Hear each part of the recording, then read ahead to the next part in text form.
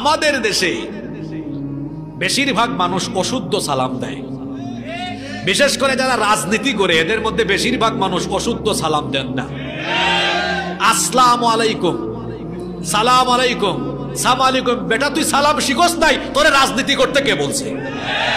আগে সালাম শিখ। আসসালামু আলাইকুম। দেখেন না এক খেলোয়াড় বলে বিসমিল্লাহির রহিম,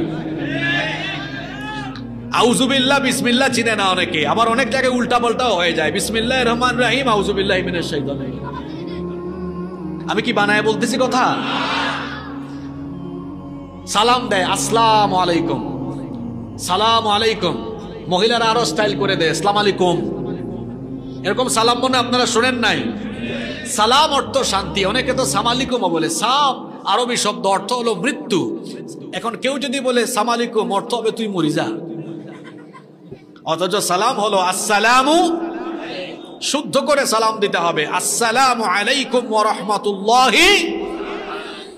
বলছিলাম সালামের এক নাম্বার বেনিফিট হলো সালামের মাধ্যমে আল্লাহর রহমত আর বরকত পাওয়া যায়। বলবেন কেমনে পাওয়া যায়?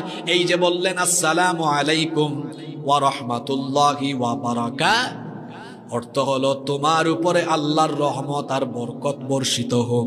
যে জবাব দেয় সেও বলে ওয়া আলাইকুমুস সালাম ওয়া রাহমাতুল্লাহি ওয়া বারাকাতুহু, তোমার উপরেও আল্লাহর রহমত আর বরকত বর্ষিত হোক।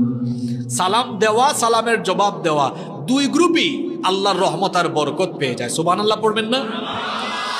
সালামের দুই নাম্বার ফায়দা হলো যে ব্যক্তি সালাম দিয়ে ঘরের ভেতরে ঢুকবে, সালাম যে দিল আর যাদেরকে সালাম দেওয়া হলো তাদের নিরাপত্তার দায়িত্ব যিনি নিয়ে নেন তিনি কি? প্রমাণ কোথায়? শোনেন, নবী করিম সাল্লাল্লাহু আলাইহি ওয়াসাল্লাম বলেছেন, রাজুলুন দাখালা বাইতাহু বিসালামিন ফাহুয়া দামিনুন আলাল্লাহি আযজা ওয়া জাল্লা।